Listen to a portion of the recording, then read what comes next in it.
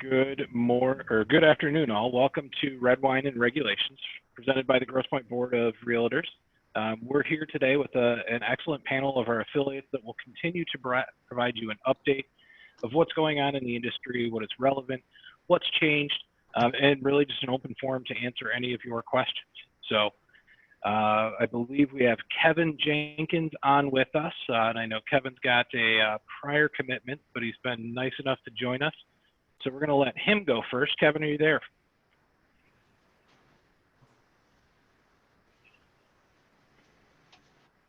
All right. So we're going to skip Kevin because he... I'm here. I'm here, there Chris. you go. Sorry, I just had to figure out how to do it. Okay. All right. Perfect. Yes. Kevin, give us a little update of what's going on and what has... I heard that there's been some changes in the insurance industry here in Michigan.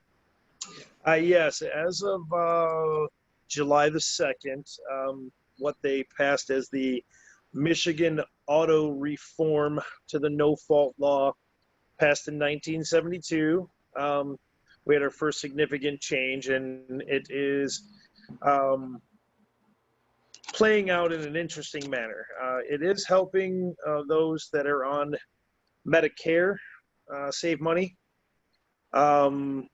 The overall realized savings that were talked about, and surprisingly, how it was pushed, have not been realized by all, because some of the discounts that you were provided are no longer allowed. They took away the ability to have a discount for being a homeowner. An education discount. They cannot rate by zip code. They had to change it to territory. Thus, someone who lives in Detroit may be put with someone in Grosse Pointe. So that is not going to necessarily realize an overall savings. Without getting too far ahead, what they did is they gave folks the opportunity to opt out of the unlimited medical coverage. Michigan does have the best auto insurance coverage for an individual if they're injured in an automobile accident in the country. Really? We as a state have what's called unlimited medical.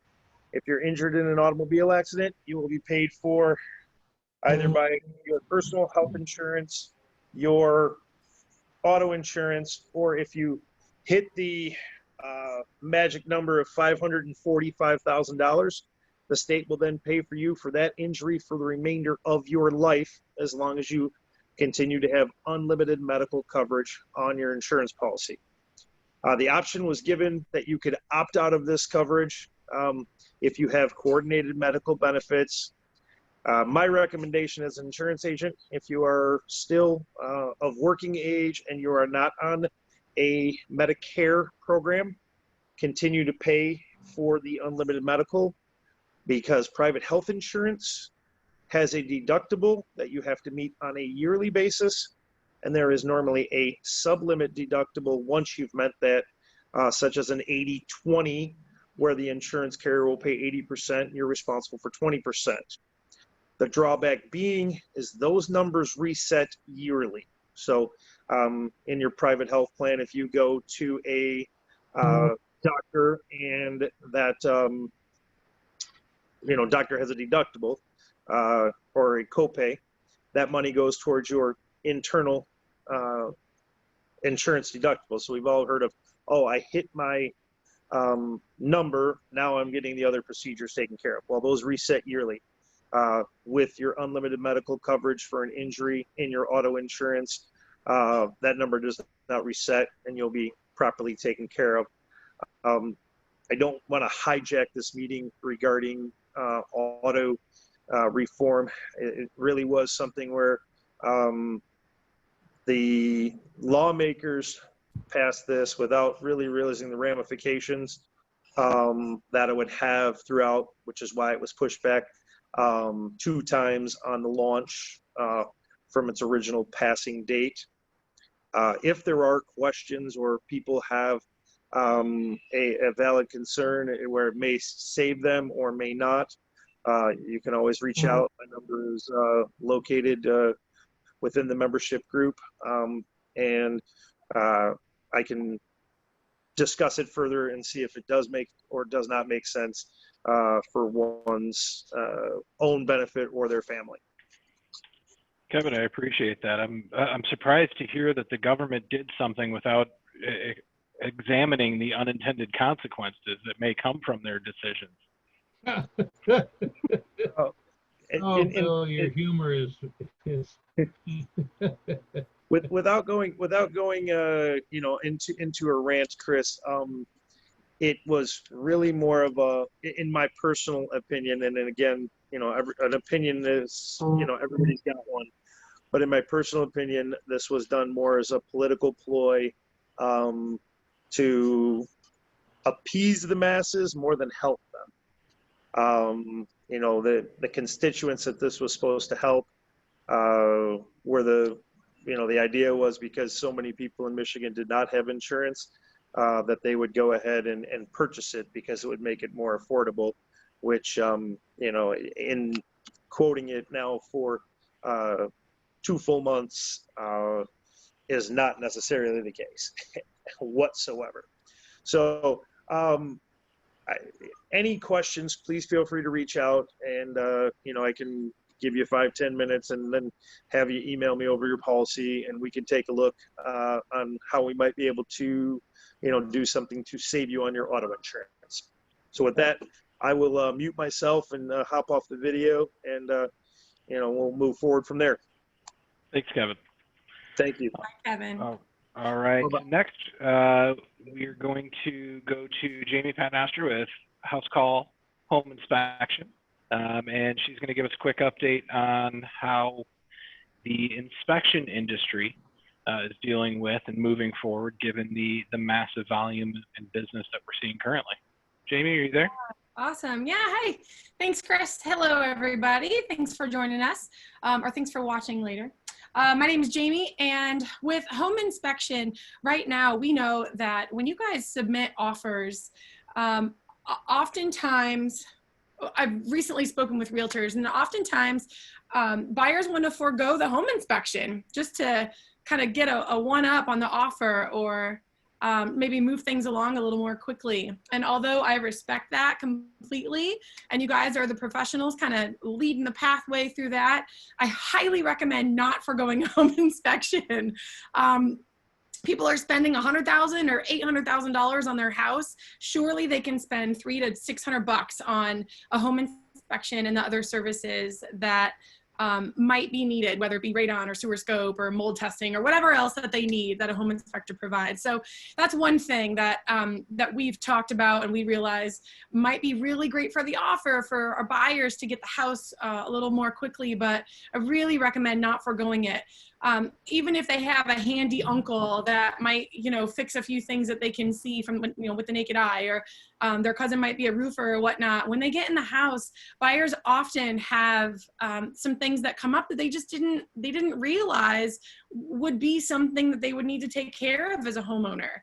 Not only the 4 major systems like, you know, plumbing and heating and air conditioning and the roof, the whole envelope of the house, and electric, but the windows or the things that you can't see, like radon or mold.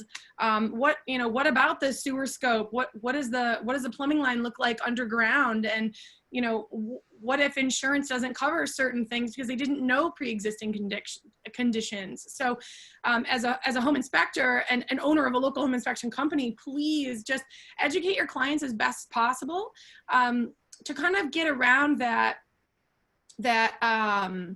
you know, trying to forego the home inspection so that the offer gets accepted, that things can move along a little more quickly. Just call around and ask, you know, when are home inspectors available? There are a couple of companies out there that are available within 24, 48 hours, like us. So just give us call around. Surely there are a handful of home inspection companies that are wonderfully qualified that are still available within a really short time frame. So don't underestimate availability. The other thing I wanted to talk about was a lot of home inspection insurance companies, because we have insurance too, like we're business owners, we need to have insurance as well to protect not only us, but errors and omissions or our clients on the property, or you guys, the agents. We want to make sure that everyone is protected and that things are covered moving forward. If anything was missed or something happens, there's all kinds of insurance and warranties out there. Insurance companies are now cracking down on actually having what we call an authorization agreement, but it's that contract that your clients sign, and realtors, you all have it too. When someone goes in to sign, whether it be a listing or if they want to be a buyer of yours, you have a contract that they sign, and we do as well. So insurance companies are now saying that needs to be signed before the home inspection even starts, because, and what they're saying is, we never want to make sure our clients feel like, okay, we just did the home inspection. Now you can't get the report unless you sign this authorization agreement. So just read it later, but sign it now. We don't ever want anyone to feel pressure that they just had to sign this thing that they don't even know what it says. Now, the authorization agreement for most home inspection companies is the same information. It's like, this is what a home inspection is. This is what your home inspector has to do, whether or not they're licensed by, like we're licensed by the state of Indiana because Michigan has no requirements. So whether they're licensed by a state or whether they have certifications that are nationally recognized, they have certain standards of practice. And listen, these things need to be covered at the house. So it's letting our client know that. But then it also lets them know, listen, we can't see behind the walls and we don't have a crystal ball to tell you what's going to happen within the next 6 months or a year to this house. But ask questions, Mr. and Mrs. Buyer. These are the services that your home inspector provides. This is the agreement that you sign, understanding what exactly home inspection is and what the company that you're hiring is providing you with. So as agents, that's just another thing to know moving into the home inspection process, to be able to tell your client, okay, these are some things to expect. So I think that's it for home inspections. Does anyone on the call have any questions? Jamie? Yes, sir. Jamie, this is Kevin, and I just want to say that how important that home inspection is. The other agent in my office went out, they had put a bid in on a house a month and a half ago. They got beat out by, there were 5 bids that went in one day. They got beat out by somebody who bid like $50,000 over the price on the home. Month and a half later, that person didn't complete because he tried to negotiate the price afterwards. They put a bid on. The seller of the home said, I'm not going to go for the highest this time, and he took their bid. They had their inspection yesterday. Thank God it rained the night before. They knew there was a little bit of water that was going to be near the walkout basement. They walked into the basement, and in the middle, nowhere near where there should be water, there was a 10-foot puddle of water. It was only an inch or 2 deep. Yeah. But if you're spending $260,000 on a house, don't you want to know that your basement's going to be wet every time it rains? Yeah, you at least want to know. Yeah, that's great, Kevin. Thank you for that. There's probably 1,000 stories like that, though, you know? There are, and I know Cindy's on the call too, and she probably has a lot of stories, but when people spend, it's only a couple $100. It's only a couple $100. And I don't care if they get every service you offer and it's $1,000. You know what? It's only $1,000 because we can save you $15,000 or $20,000 just by looking at things a little closer. Or there could be nothing significantly wrong with the house. And thank goodness, at least you know that. So thank you for that, Kevin. It's almost peace of mind insurance. Exactly. If nothing else. And Cindy, we'll actually bring you on from, it is what I believe, Blessed, I apologize. Yeah, Blessed Assurance. Uh-huh. So we'll go a little off script and we'll bring you in as well. Oh, thanks. If there's any updates or anything that you've seen in the industry recently that would be good for everybody to know.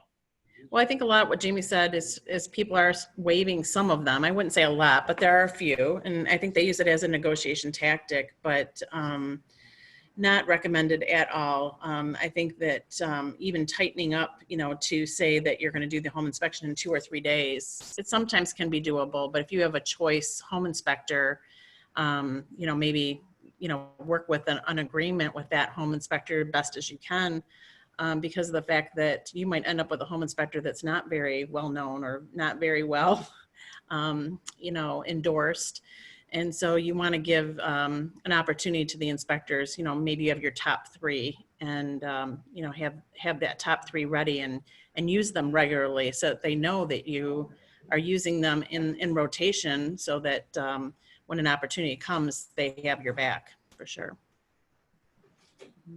That's great info. Anybody else on the call have any questions for either of our home inspectors? Perfect. Well, thank you. Bill, I think I saw your hand go up. You're on mute. There we go. Okay. I am having some serious technology issues here today.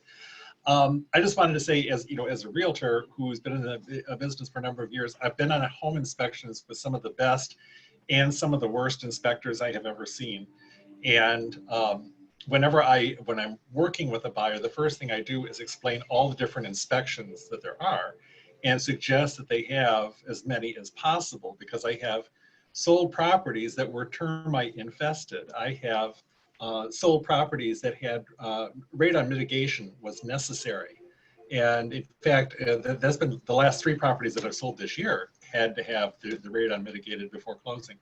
So these issues are becoming much more prevalent, I think, and a savvy buyer or even a savvy buyer's agent has to know that anything can go wrong at any point.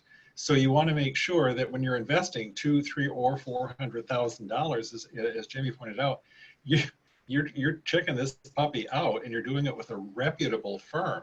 And I think that's what's really important, is the firms that we work with and the inspectors that we go into those homes. Once you've been on a bad inspection, never to call that person again, or never let your buyers call that person again, because they don't do the job. So thank you both, because I think you're pointing out some very, very interesting issues that are coming up. That's all. Good, thank you. And particularly here in southeastern Michigan, we have all 4 seasons, which can be more damaging to a home than just a constant climate. Homes are built here to do that, but we also have to look at our housing stock, which hasn't had a whole lot of turnover in the last few decades. So our housing stock is aging as well. So homes that back in the 90s may have been new construction, built in the 80s or so, those are now 30, approaching 40-year-old homes. So it's something that we need to also keep in mind when talking to our buyers. So I don't see, we had Peter Churko, but I did get a text from him that he was having some Wi-Fi issue. So I'll take over and step into the mortgage aspect of this as well. So beyond just the fact that rates are still historically low, and I laugh when I say rates have gone up in the last couple of weeks, because rates have gone up to the high 2s, low 3s. So the beginning of the year or last year, any loan officer, any buyer, any realtor would have been begging for interest rates to be that low. And now we're saying that they have gone up to the high 2s and low 3s. So for those of you who have clients who are saying, I may wait until next year, well, that same home will appreciate in value and interest rates may be higher. For every buyer out there, they need to know that for every 0.5% we increase in interest rate, they lose roughly 5% of their purchase power. So if you could buy a $100,000 home before, now you can only buy a $95,000 home if interest rates go up 0.5%. This also works for sellers because the pool of potential buyers for their home shrinks as rates go up, because less people will qualify for their home. So if you have clients who are on the fence, one way or the other, buyer, seller, now is as good a time as any to purchase. Yes, there is a lot of economic uncertainty, but generally when that happens, it's a good time for mortgage interest rates, especially if you're looking for a long-term home. If you're looking for a flip, it might not be the right time right now. But if you're looking for something that you're going to live in for 5, 10, forever, it's your carry-out house, for lack of a better term, now is absolutely the time to look. A few things that have changed in the industry recently. The FHA and the FHFA, which is Fannie Mae and Freddie Mac, have extended their moratorium on evictions and foreclosures through the end of the year. So if you are renting a home that has either an FHA or a Fannie Mae or Freddie Mac backed mortgage, you cannot be evicted from that home. There are some variances to that would allow you to, but I would advise that you then speak to legal counsel, but as a general rule, you can't. And the foreclosures are just not being processed right now either. A lot of this is COVID related to make sure that, and even the CDC has stepped in certain areas and said that can actually be a healthcare crisis, because then we're taking people from one stable place, potentially moving them to another. So it does have some COVID tie-in as well. Beyond that, realistically, the most important thing I can say from a mortgage industry is have realistic expectations. Right now, we think of the real estate industry as a giant funnel. In a given year, the industry can handle only so much business. This year, there is a realistic chance that even given shutdowns for 2, 3, 4 months, depending on your state, nationally, we will double last year's mortgage business. That means that there will be slowdowns. There will be bottlenecks. As long as everybody has realistic expectations up front, we'll be fine, we'll get through it. The days of here's a purchase agreement with a 10-day inspection period, don't order the appraisal, don't do anything until we lift the inspection contingency, by the way, we're closing in 25 days, those don't happen right now. But we have to either sacrifice quality or speed. And from an industry and from a housing perspective, I think the one thing that we need to give up is speed to make sure that we're still doing it right, so that we don't wind up with a 2008, 2009 on our hands again. We want to make sure that we continue to get everything right, but we only have so big a funnel to put everything through. So I can promise you, and I'll speak on our behalf, our underwriters are working their absolute tail off, and they can only do so much. I'm getting approvals from our underwriters at 12:30, 1 o'clock in the morning, because there's that much business going on right now. So making sure that you're setting proper expectations for your buyers and your sellers of how long this process will be is great. I got a purchase agreement sent to me the other day that I flat out told them to go to another lender, because there was no way that I was going to meet that deadline, and I didn't want to deliver them a subpar product. And to actually deliver them the process that that buyer and that seller deserved, I needed at least a 15-day extension on what they had. The next day, I had a 15-day extension. So making sure that we set those proper expectations and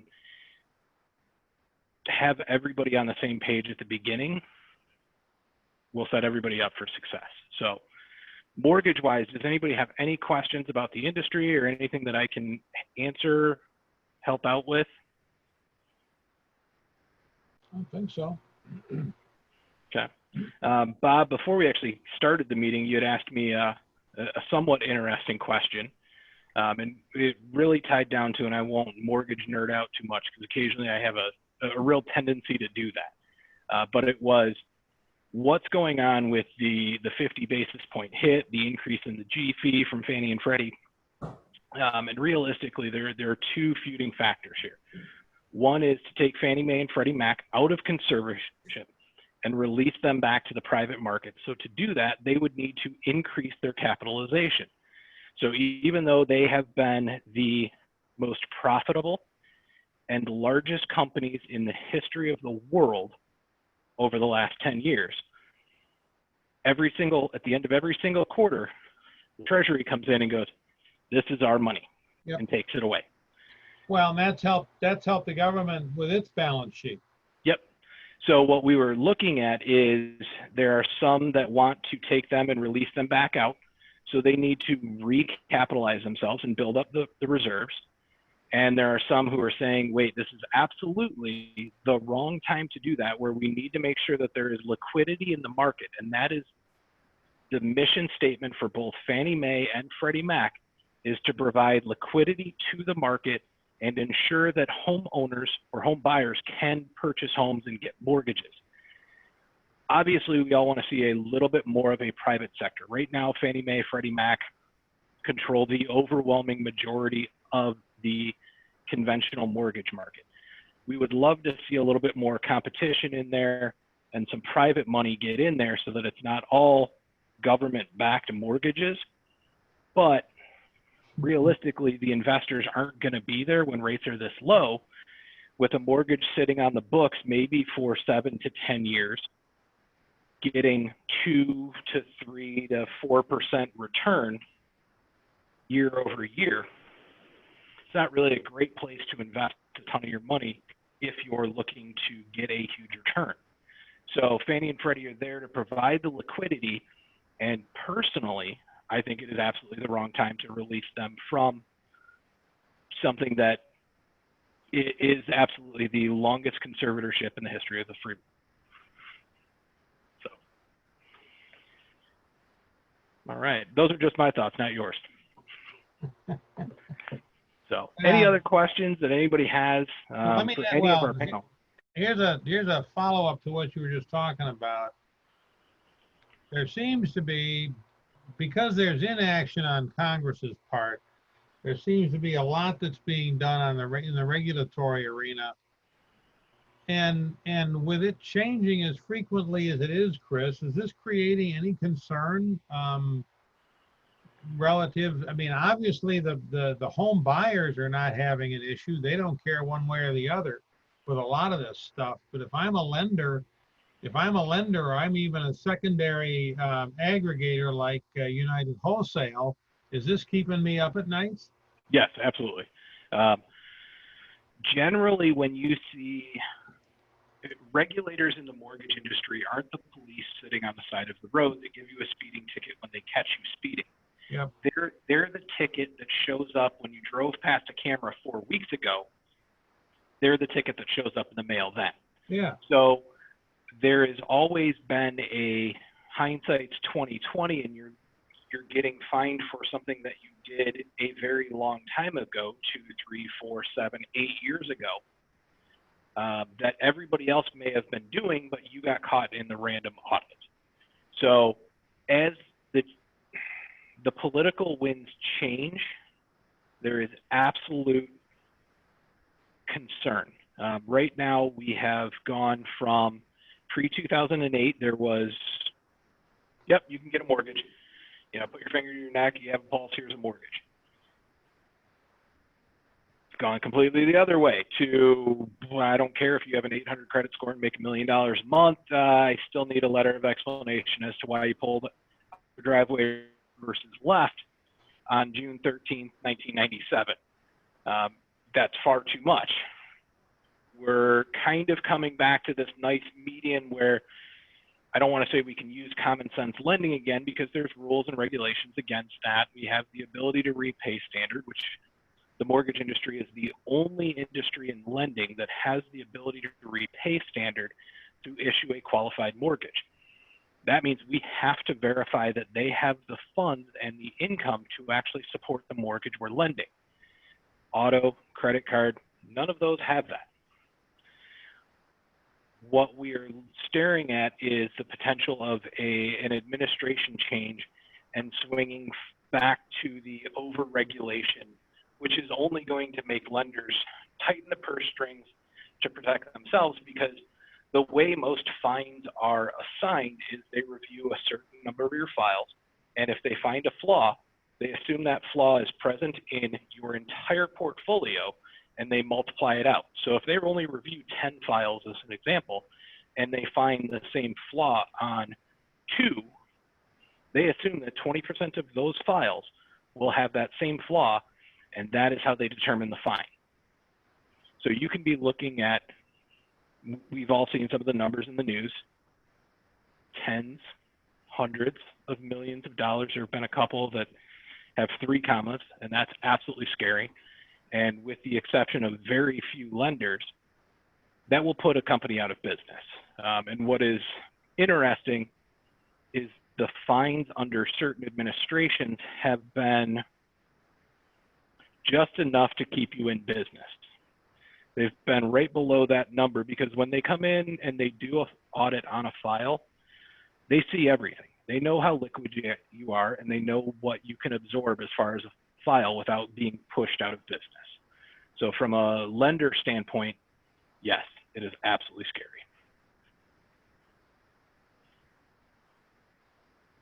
I can't, well, be interesting to see what happens. Fortunately, the rates are as low as they are and inventory is low, so you're not going to see any decrease in pricing, in price value. But I think in the, in a different environment, this would be in a balanced market, this would be scary stuff. This would be interest rates going up and credit scores increasing because the risk reward decreases as the regulatory environment becomes unstable. Correct. So the good news is we have some independent regulatory industries or agencies that have, the Fed being one. And the Fed doesn't have a direct correlation to interest rates, but it definitely helps. So, and they're independent of any administration change. So their policies are important, and that's why we watch those and make sure that we're aware of what's going on, because they can certainly help. And they've done an absolutely fantastic job amid all of the chaos that is 2020 of helping stabilize this industry and this economy, given everything that is going on. Interesting. Okay. Any other questions out there, mortgage related or home inspected? I don't think that Peter has joined us yet, still having Wi-Fi issues, unfortunately. Any questions overall? I think I'm relatively well versed having conversations in our affiliate committee meeting, be able to help answer any questions that are out there. Chris, I just have a comment. I've seen some people in the mortgage industry switching houses, like during this busy time, some stating that they just can't get any files through, and then others, maybe it's more of a financial decision. Have you seen a lot of movement, or is it just by happenstance I've seen quite a few? I would say recently, within the last 45 days or so, what I have seen has been the industry. Normally, the loan officer is the most sought after individual in a mortgage company. That is not the case right now. There are companies out there that are flat out saying, I don't want to hire any more loan officers. We can't handle the business we have already. Don't go get us more. Looking for processors. Yeah, we're looking for processors, underwriters, every facet of the operations side, because that's what is needed. What I am seeing is some lower producing loan officers moving into a processor or an underwriter role, either within their own company or going to another company to do that right now. And I think that leads to quality as well, because you have a loan officer who, at least in theory, should be more knowledgeable, more prepared, and be able to better handle some of these things on an operations side, and understand the regulatory industry and the why, and look at it from a consumer perspective. So, great point. Yeah. So there's absolutely been some movement within the industry, but right now I don't think, barring any personal choices or anything like that, we're not seeing a mass exodus from one to another. I think the biggest change that we have seen is from over the last few years has been the advent of the small brokerage coming back, and that's just a reaction to the rate environment that we're in right now. When rates are low and the market's hot, more brokers come out, mortgage brokers that come out. When things get a little bit tighter and when the market's not so hot, they go back and they work for somebody else's shop. Gotcha. Thank you.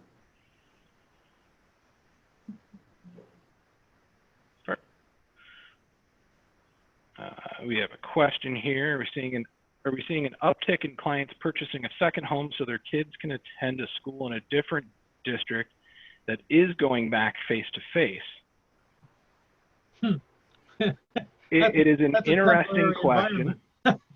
environment. That is, it'll obviously come down to the local municipality as well as whether they will let you attend as a second home if you're, not switching your homestead or anything like that. I am aware of a few districts, Grosse Pointe being one of them, that is not recertifying or not re-verifying residency right now for this year starting off. So we are looking at, and I am aware of a few that are moved somewhere else but are keeping their kids in the schools because, well, does it really matter if they go here or there right now? But as far as going back face to face, I think that would depend on the individuals. We are seeing a slight uptick in second home purchases just because people are now realizing that travel might not be a thing. So if you can control the environment that you're going to travel to being your second home, that might actually have a little bit more benefit. So. Hey, Chris, if I, yesterday, Allison just brought this up to me, so thank you, Allison. Yesterday we were chatting and someone brought up like a seller ordering a home inspection. And Cindy and I were just talking about how important it is not to pass up the home inspection when a buyer is submitting an offer, but how important, would it be for a seller to get their home inspected, just a full-blown home inspection, for one, so that they're not blindsided by anything when the buyer comes along and gets, and brings their home inspector in, but also so that they could get some things taken care of so that when the buyer comes in, they might take a look at that home inspection report and feel comfortable, maybe calling that home inspector or whatever. So let me offer, it's interesting that you raise that question, because I've been thinking in the back of my mind how I would be operating in this environment. And as a realtor? As a realtor. And so Yeah. my first question is, I would never allow my buyer to waive the inspection. What I would do is that I would put a provision in the purchase agreement, just like you do with a mortgage sometimes, that the buyer is buying the home in a circumstance where a home inspection is not going to be done, but they reserve the right to have a home inspection done. All right, we used to do that with cash offers, reserving the right for the buyer to get a mortgage. That way you didn't have a mortgage contingency in the deal. Depending on my EMD, the buyer can walk after the home inspection, even though the home isn't contingent on the sale of isn't contingent on home inspection. All is the EMD. And in many instances, agents aren't sharp enough to initially get a strong EMD until such time as later on in the transaction, so on and so forth. So if I were a home seller, I would want an inspection before I put my home on the market so that I could anticipate my issues. Because what you don't want to do is accept an offer that has no home inspection associated with it and still have the deal flipped because they discovered that the foundation is crumbling. And if I were a buyer, I'd walk away from that deal. Well, I like the idea what Ryan said yesterday, I think it was, that they do the home inspection, but they put it in the remarks that in the purchase agreement that it's only for informational purposes only and will not be used to renegotiate the deal. Oh, absolutely. But again, if the buyer's buying the house and the foundation's crumbling, are they going to walk away from the EMD or go ahead and purchase? And my observation is they're going to walk away from the EMD. True. So what you're saying, Bob, is that you have a small EMD with the initial offer? Because I'm getting a little confused here. Well, you start out with $1,000 EMD. Okay. With the balance due within 5 or 10 days, but you have in there a home inspection for informational purposes, and there are going to be some agents who aren't going to put the two pieces of that puzzle together. Right. I'm We on are the other doing, side. we are doing That's- Yeah, pre-listing home inspections, quite a few of them. And there is a realtor in the Rochester area that does it pretty much for all of her, sellers. Makes a big difference because you avoid renegotiating that deal in the end. It's actually quite smart to do that. well, I I'll would- tell you, I even offer, and I'm on the buyer's side, just like Bob is talking about. It's cash. We only have $1,000 down. They did not do an inspection. So, then she was having second thoughts, but really there were 5 cash offers. All 5 of them didn't do an inspection. So we would have lost if we didn't do it. So it was a risk. But then we had the discussion after that if they did want to change their mind, they're only risking $1,000 and maybe a possible court case, which rarely happens. So, in the scheme of things, the price of the house or $1,000, doing repairs, a lot of money, or losing the $1,000, So we did have that discussion, just what Bob is saying, but I was on the buyer side. Right. So it does happen. If I were working with a buyer, that's exactly what I'd be doing. I would also say it's not just buyers and sellers. Let's say you've been in your house for 5, 6 years and you're not Bob Vila. It might make sense to have somebody come out and inspect your house because it's the crack in the wall that you walk by every day and you've just Yep. become blind to. I agree. So there, hey, look at that. We're increasing the inspection industry. One idea at a time. I have We've another, also- yeah, I have we've al- another opinion too. So it's better off, I do see, to have it done early because after inspection and when something does come in question, everybody's scrambling to get estimates and it just delays the deal longer, because you can't get estimates now. For example, getting a roof estimate now, I've heard that they are so overwhelmed. You can't get anybody to come out and do an estimate, or they're charging for estimates now. So Well, if you're real, and this goes back to 40 years of doing business, if you're an agent and you know your stuff, if you've got issues, if there's a roof that needs to be replaced because you see curling and cupping. That if the seller, that there's 2 layers on there and it isn't going to be as simple add a layer. Those are all things that if you pay attention to your craft over the time you're in the business, you start to understand. And one of the biggest things that I've ever discovered that I experienced was that if you were gonna, I'll use carpet as an example. Carpet's probably the best example. You walk in and it's still got the old green shag, right? You probably don't have any homes with green shag carpet, but there was a time, okay? So No, you have that time's coming back now. is Oh, it coming retro. back? Okay, Oh, so you yeah. have green shag carpet in the Well, house. steam cleaning. Yeah, you have green shag carpet in the house, and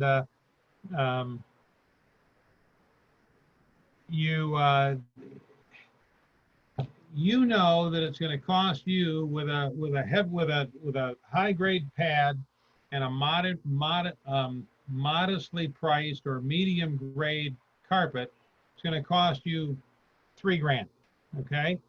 If the buyer comes in and the buyer knows they're going to replace the carpet, it's going to be the $20. It's going to be the $30 a square foot stuff on the heavy grade pad, and they're going to want $10,000 off the price. So it's better for you to already have the estimates for what it's going to cost to do the roof, to replace the carpet, et cetera, because it puts limits on what the negotiations can be if they occur. Sure. agreed. But again, it all just circles back to making sure that we set proper expectations as early in the process as we can. Simply to make sure that our buyers and our sellers are well represented and taken care of. So, Yep. So perfect. Well, unless there are any other questions, we'll go ahead and we'll end the recording and thank everybody for joining us today. Again, Jamie Padmaster, House Call Home Inspections, Cindy with Blessed Assurance Home Inspections, Kevin Jenkins with Noseletsky Home Insurance. I'm Chris DeRozier with John Adams Mortgage. So thank you again, everyone. And don't forget Peter Churko with your Thanks. title.